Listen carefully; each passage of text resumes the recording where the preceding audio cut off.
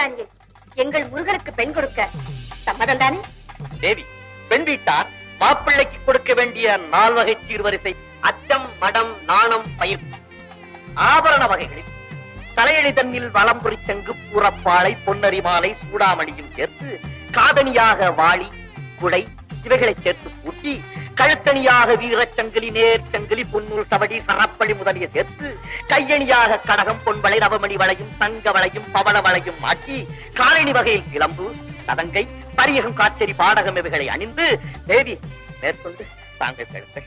மாப்பிள்ளையை பற்றி முத்தமிழும் முருகப் பெருமானின் சுய சொத்து, தனையன் வீட்டு சொத்து பிரணவப் பொருள், ஆமன் நாரணன் வீட்டு சொத்து பட்டு பீதாம்பரம், பல வகை ஆபரணம், திவாயும் கடலெல்லாம் முருகப் பெருமானின் அத்தை வீட்டு சொத்து.